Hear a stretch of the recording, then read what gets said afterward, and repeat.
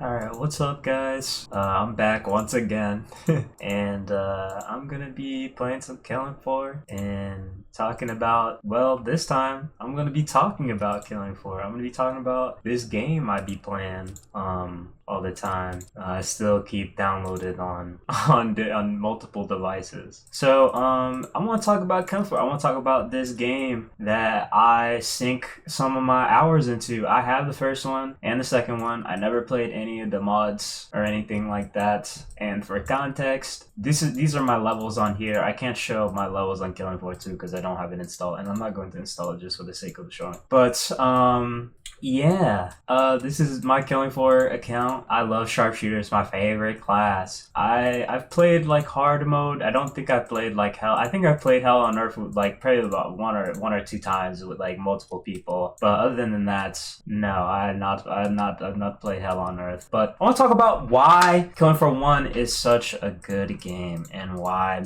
it is better. Let me say why it is better than Killing Floor 3. Let me just write down a couple things. So it's going to be art style, depth, guns, sound design, and pace of play. So first off, you know, we're looking at this loading menu, this screen right now, okay? But this is the pregame lobby. Art style is crazy. Whenever you're selecting out these characters, you have to go to a sub menu. They show you a little profile of them before you play as them. Now the only thing about it is like if you don't have the character, you have to go to the DLC page and kind of break the merging. But look at all these silhouettes blacked out. Like even the fucking microtransaction has art style to it. It has like the grit of a mod. Okay, it has the grit of something that's survival and horror. Like the horror doesn't come from just the gameplay or the result of gameplay. It comes from the way these characters are modeled and how they look to the naked eye. Like even with no shaders, even with no, you know, modern day graphics, RTX mods, and 1,000 polygons on my screen, that I still can tell that this isn't Call of Duty, this isn't Medal of Honor, this isn't some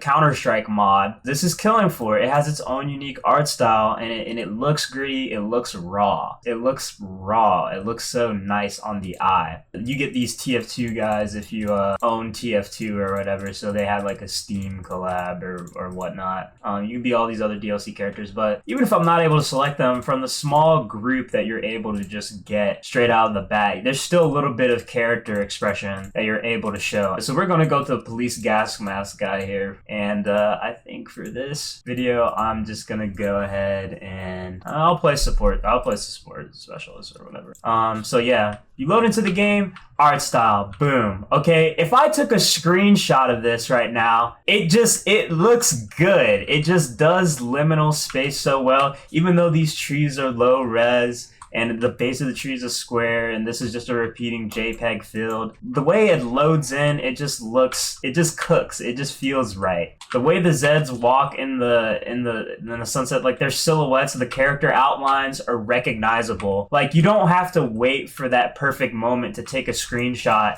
in Killing Floor, because the whole gameplay, like the game itself, is art. Like the way the heads explode, the way the blood is on my screen, and things like that. The feedback that you get, like the screen shake and how your vision gets blurred when you get hit. It feels nice, okay? But yeah, the art style is just superior. Killing Floor 1's art style, the UI and everything like that, it speaks survival horror. It's very minimalistic. The gun silhouettes on your menu when the guns pop up, it looks like you're looking at the gun sitting on like a table in like some beat up shack, and you have the flash on and you just took a picture of it, and then you're like, all right, that's what we're gonna make our gun design. You didn't 3D render it out and then rendered in real-time graphics or have a holograph pop up on your screen or some bullshit. It's very like I opened up a weapon case and I'm looking down in the dark of night with a flashlight at my gun, or if I was fumbling for a gun in the middle of the night to shoot a denizen walking towards me in an open field, okay? The amount that this game can pull me in is just crazy, because, and I think it's just because of its art style. In Killing Floor 2, they went with a more futuristic look, and I think it really hurt hurts the game. I think it really hurts the game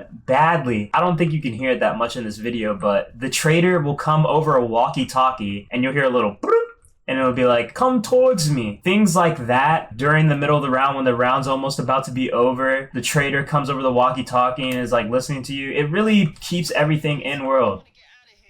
Like, I want to get out of here. Come on, guys, move it. You only got a limited amount of time to buy my guns. Stuff like that is just so nice to hear when you're playing this game. And it's all artistic. It's all like planned out and nice and intricate. Like, look at this. This is such a huge contrast from what is outside. Like, you feel like you're stepping into another dimension, and that's really kind of like, it adds kind of like the mystical zombie sense to the game. Like, I know these are Zeds, they're clones. It just feels so nice when I'm playing Killing Floor 1 and the trader isn't some robot, because like, oh, after the round starts, like the hard cut and you getting kicked out of the trading room just makes me feel like the trader packed up and is like out of bounds, rotating around the map to the next trade location to avoid the horde. Like, it feels like you're protecting her from the fucking Zeds and shit. It feels like you have a reason to survive, not only just getting the money and not seeing your character die a gruesome death. I really am taking care of London. Like, I really am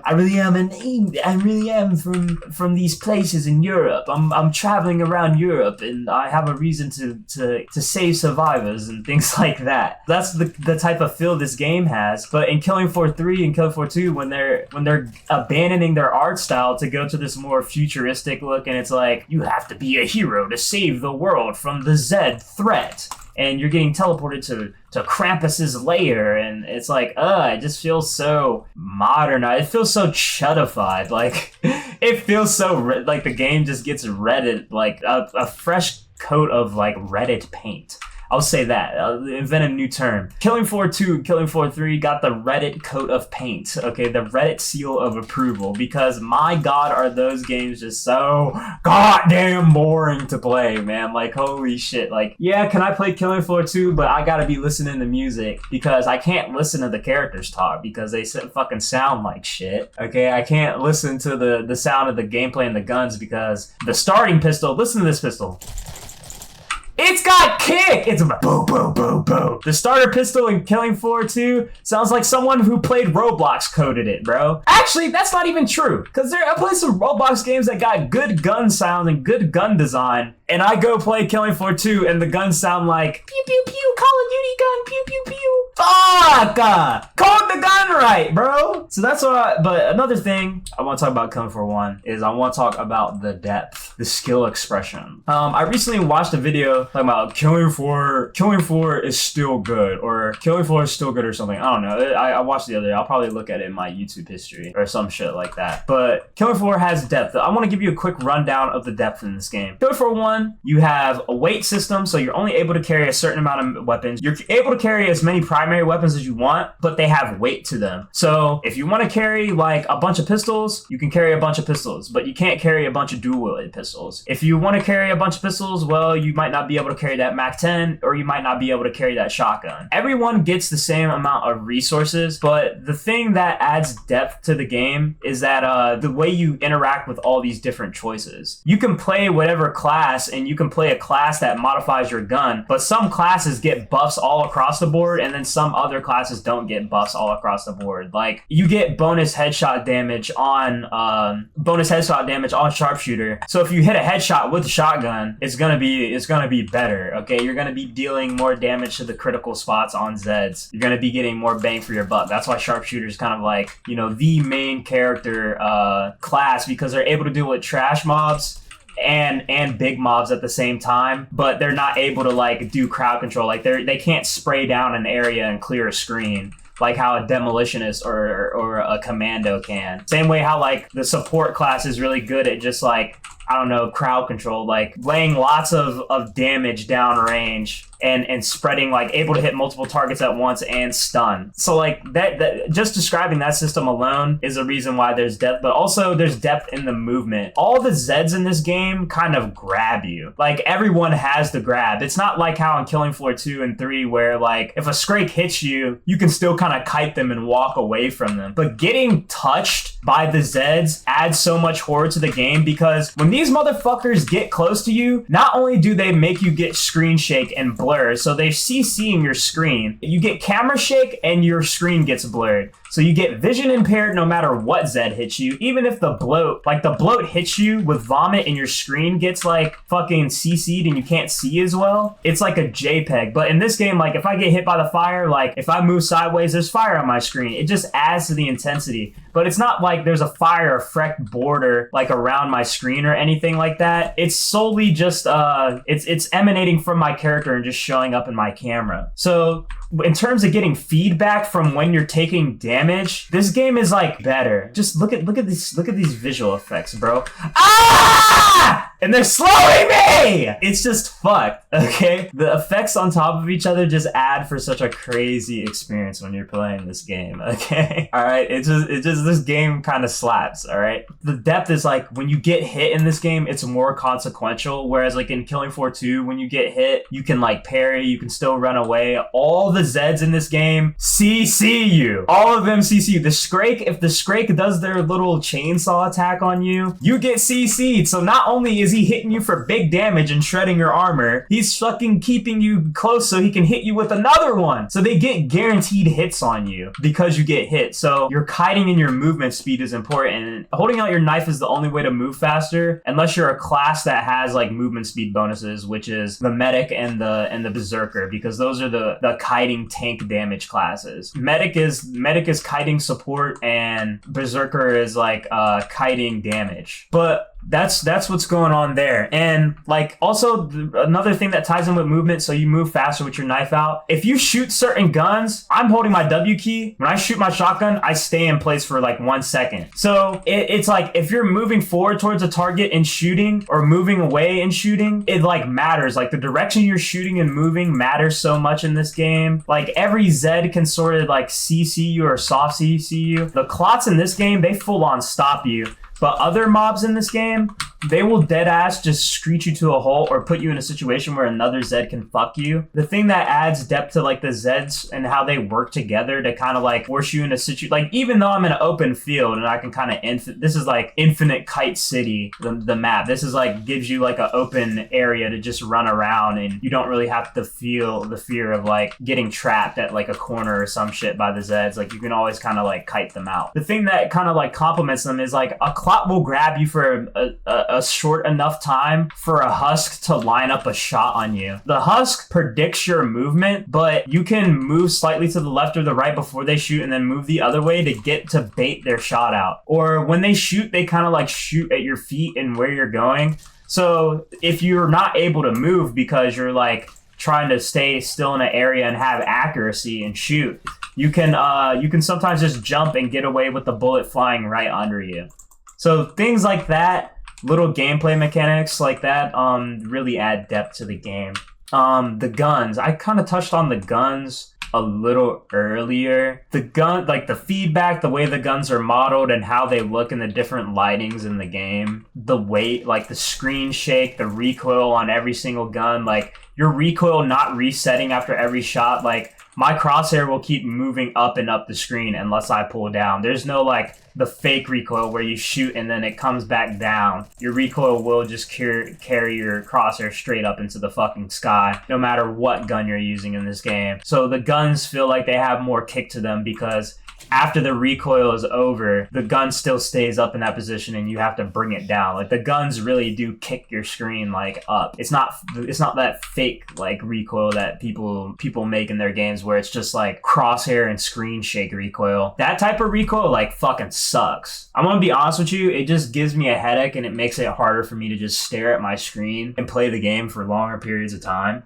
I'm talking about the sound design. I don't play with the soundtracks on anymore because they get a little bit, I guess, like a little bit old, which is a little bad to say, but they slap. Like if you listen to them for the first like 300 hours of gameplay, you'll be like, okay, these are bangers. I like these songs. I like how they sound in the game and when I'm playing the game, and they match the gameplay and the intensity pretty well. Music is a little bit subjective for me in video games because I feel like like somebody dinging a game for its like music is a little worse than praising it for its music, because like, oh yeah, someone gets a really good composer, gets a really good playlist, and gets all these like gets the rights to all this different music, and they play the game, and it matches with the gameplay. Yeah, but sometimes developers can kind of force you to want to feel a certain way with their music choice. I feel like Killing Floor 1's music choice fits in with the themes of the game a little bit better than the other ones. And that's been my stance for like the longest time, that just Killing Floor 1 had the better music. So yeah, but the music in this game, it doesn't feel out of place. There's like one song from the original soundtrack that I like kind of fucking hate. But other than that, most of the music in this game is like pretty good. I've never been like, oh my god, the music is so annoying, or I just need to play with it off all the time, other than for like the sake of videos and stuff like that, or you know, being able to record and stream to people and people be like, can you turn the music down in your game, you know, shit like that. But yeah, sound design is fucking a-okay and amazing. The sounds of the Zeds where they're going like,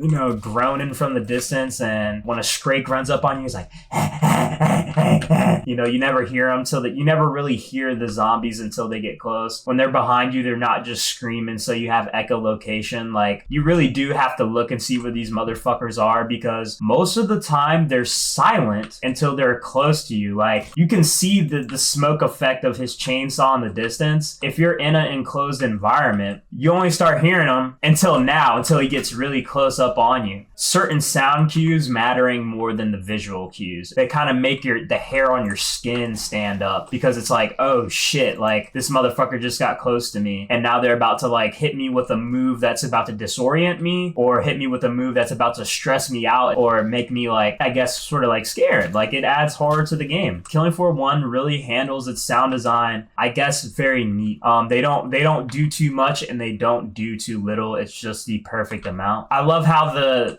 vomit sounds from the bloat sound like someone dumping a bucket of water on a kitchen floor that has like grease and chunks in it. Like, it's not like how you'd expect. The thing that makes it scary is like, it's not how you'd expect vomit, like a large amount of vomit being dumped on you to sound like. It sounds like something foreign to the human body normally. Like, cause like everybody's vomited before. Everyone knows what that feels like and what it sounds like and what it's supposed to be like. But if you make it something that's foreign to the human experience, then that sort of can also add a sort of like otherworldly horror to it. Like, this big fat ugly motherfucker with a meat cleaver just vomited on me, and it sounded like he just dumped a bucket of fucking grease from a fryer on you. Like, that just sounds great. It just sounds great and amazing. The sound feedback in this game is fucking phenomenal.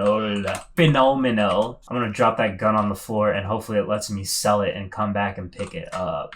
I'm gonna walk out here and see. These be on the floor still? Oh my god. Skill check. But yeah, sound design. The sounds is good. The sound cues when like flesh pounds come in, and when they're like cranking things up and they're going like, it's like you're hearing a war horn go off. You're hearing their war cry, so you know you're fucked up. You know you're gonna have to make sure those guns are reloaded, and you're gonna have to put a lead down range, baby. And pace of play. Okay, so the thing about talking about pace of play is that essentially Killing Floor 1's pace of play is a lot more like a dance, okay? Like, the anticipation before the round starts, needing to be able to go to the trader before you end the round. You're looking around for ammo because you can't just grab it off of a support specialist. You can't just grab it off the back of a commando. And that's what I don't like about perk progression in the future Killing Floor games. They just kind of circumvent the horror aspect of the game by giving the player more ways to get the resources that they want, or making the player jump through hoops to get through the resources that they want. So in the newer titles, they make it tedious, or they make it like some mini game that really doesn't fucking matter to the overall feel of the game. Like, why the fuck I don't want to grab ammo packs off of the back of some other fucker in my lobby to get more ammo. I want to hold out in one place and hit headshots and be able to like hold off a horde of Zeds. The thing that disrupts the camping play style of welding a door constantly is Flesh Pounds and Scrakes move so fast into a crowd of like players that they disrupt their front line and they like eat up most of the bullets so that the trash mobs can get a chance to get like closer to you. When this door breaks down, like sometimes they'll hit that charge move and they'll just start fucking running at you because you hit them with too many bullets through all the other Zeds. The way that the Zeds file in line and clear rooms and their pathing fit together and let them shine when they burst into a room. Because that Zed is breaking line of sight and moving all the way over here, I can't just continuously fire on one angle to hold the Zeds to like bend them to my will. So even with shitty old gen pathing for the AI, you're still able to feel challenged with your aim because Zeds will sometimes just break the horde and spread out around you when they get close. They don't just walk at you in a straight line all the time. Based off of their geometry, sometimes they'll just walk sideways, diagonal. Sometimes they'll walk backwards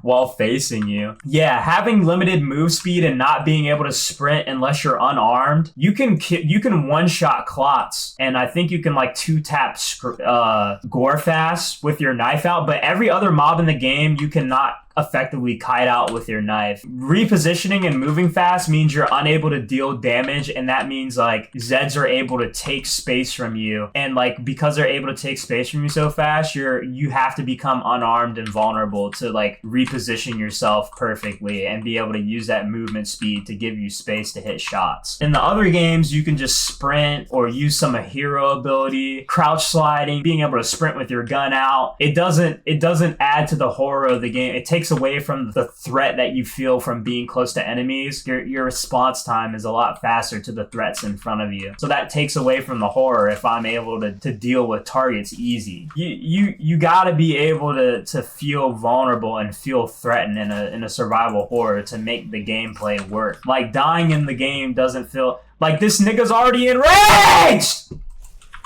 Hold on. Tech moment. Ah! And now he's not enraged anymore. GG. I learned that from the video.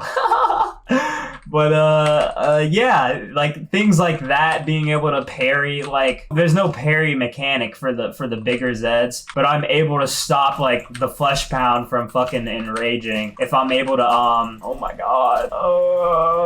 The things that are happening on your screen, your positioning, how you interact with the environment and the guns and the money and your tools that you have really vibe and mesh well with the horror aspect. Another mechanic that I didn't really touch on that everyone else seems to touch on is the healing. The fact that everyone can infinitely heal themselves and other people, but you heal others. You can heal someone else twice or 3 times faster than you can heal yourself. So paying attention to the health, it builds like teamwork and empathy towards other players. The way that healing is, you're forced to kind of like care about each other. Like in Killing Floor 2, they added like the medic gun, like everybody as a floor spawn, so everybody can like be healing each other. So like not only do you get your own syringe, but everyone's also carrying around a ranged healing weapon, which I think is a little bit fucking ridiculous. I think it's a little ridiculous in your horror co-op shooter. You want to make a floor spawn. You want to make a gun that spawns on the floor commonly and is able to be sold for money to give you even more resources to buy more guns and more upgrades to make you more powerful. You want to add a gun that has ranged healing, so it removes the like, oh, when someone's panicking I have to come up to them and try to, and the healing range is so strict and short, like you have to be right up on their back and right up on their hitbox to be able to heal someone else. So you not only do you have to go up to them and not be able to shoot, you can't melee anyone back, you can't knock Zeds off of you. Like they gave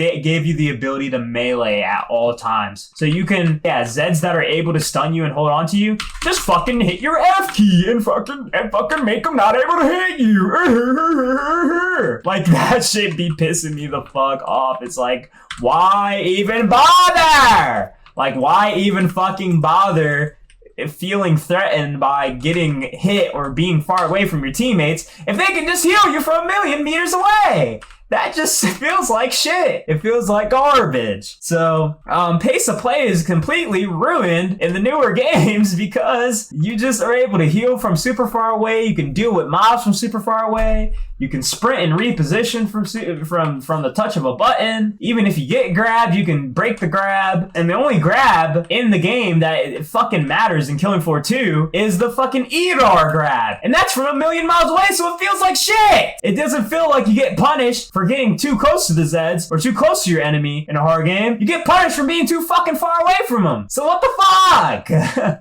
There's more anticipation for the round ending and starting in Killing Floor 1 because it takes so long for people to get to the positions. Getting to the power position takes time, and that's a good thing because it means the spot just has like that much more importance to the players. Like I think they giving too much power to the players in these new games and always wanting there to be hero abilities really puts a dampener on the highs and lows of like finding out where that flesh pound is spawning. Like, I know there's a flesh pound that's supposed to be spawning right now, or some big scrake or something that's supposed to be spawning. So if it's not in my eyes, that means it's that much closer to getting enraged, and that much closer to me having to be fucked and not be able to be in my holdout spot. Like, the slower you take out the bigger targets, the more of a threat they become because everyone's just able to walk you down. Like, every Zed is able to really just like get on your ass as soon as possible. Oh my god! The motherfucker blocked my... So, like, the fucking Invisibitch blocked my fucking shit, so now this nigga's just eating my ass. Things like that. Like, Zed's just working together in crazy ways. I'm not able to see the Stalker, so when I go to do my combo on the Flesh Pound to blow him up, oh, I got fucking blocked. Like, I got body blocked. My grenade didn't just go through the fucking Zed and end up on the floor still where I wanted it to go. No, I got punished for just walking backwards in a straight line and throwing my damage out. Killing Floor 1 is amazing because it makes the player have to make a lot more like on the fly decisions. It demands a lot more from you when it comes to like thinking about when and where to shoot instead of just being like, I'm gonna buy a bunch of ammo and dump it into the headshot area of my screen, and until there's a crawler on my screen, that's when I break my headshot angle to aim at the floor, rinse and repeat. In this game, you have to think about your reloads a lot more because you get locked into the animations of reloading a lot harder. Even if I have a single loaded shotgun, I still have to think about animation cancels. The whole animation for going through healing is a lot longer, so you still have to actively think about pressing your buttons when to do certain actions because they're so laggy. It doesn't feel bad. I feel like it adds weight to the decisions that you make. Like, there's a lot more weight in the decisions that you make. There's a lot more weight in your positioning. There's a lot more weight in depth in the characters. Everything feels a little bit more fleshed out, even though it's a mod and visually that the characters move a little stiff. Yeah, the pathing can look a little bit wonky, and you can sometimes kite enemies in these like really bad geometry spots. But that's nothing that just can't be fixed by someone just modding the game just a little bit and fixing their pathing for them to be able to kind of like walk in arcs sometimes, or not just straight up move, like looking at the character always interlocked and moving horizontally left and right and things like that. Because that's what I feel like the Zed movement really is like, and they're always at a speed where they're, even if you're like moving to the right and back towards them, they're still gonna be in the same spot. They're always gonna be a little bit faster than you with your gun out. And I think that's what adds to the gameplay of Killing Floor is like, in the pace of play and the art style and the vibe, is that these Zeds can still touch you, they can still harm you, and they're still very scary up close. And when they're not up close to you, you're still scared of them because you don't have the knowledge of where they are, and when they grab you, it's over.